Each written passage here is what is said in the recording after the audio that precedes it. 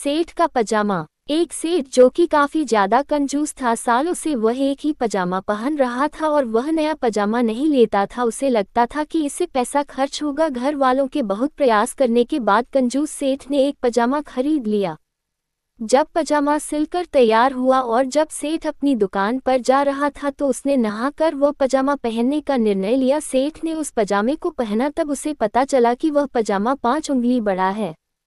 उसने उस पजामे को उतार दिया और सेठानी के पास गया कि इस पजामे को 5 उंगली छोटा कर दो ताकि मैं इसे पहन सकूं, परंतु सेठानी अपने कार्य में बिजी थी। सेठानी ने कहा कि इस रख दो, मैं बाद में कर दूंगी।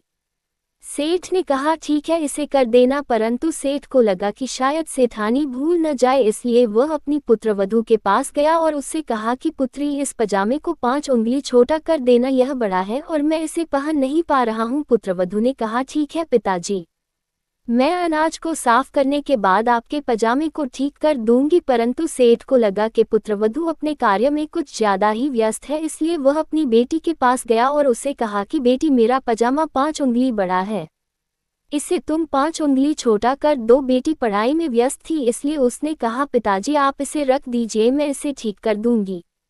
सेठ ने पुराना पजामा पहना और दुकान पर चला गया। कुछ समय बाद सेठानी को याद आया कि सेठ जी ने बोला था पजामे को 5 उंगली छोटा करना है। सेठानी ने पजामे को 5 उंगली छोटा कर दिया और उसे टांग दिया। फिर बहू को याद आया कि ससुर जी पजामे को छोटा करने को बोलकर गए हैं, इसलिए पुत्रवधू ने भी पजामे को 5 उंगली छोटा कर दिया।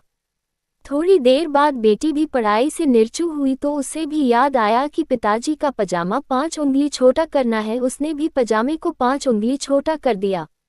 जब सेठ रात को आया और जब उसने पजामे को देखा, तब उसे समझ में आया कि वह पजामा पहनने के लायक नहीं बचा है, क्योंकि यह उसकी ही गलती है। वह सभी को एक ही समय पर पजामा ठीक करने को बोल गया था। वह किसी को भी गलत न ठहरा सका, क्योंकि सेठ समझ गया था यह उसी गलती है। उसने तीनों से एक ही समय पर वह कार्य करने को कह दिया, इसलिए वह कार्य बिगड़ गया।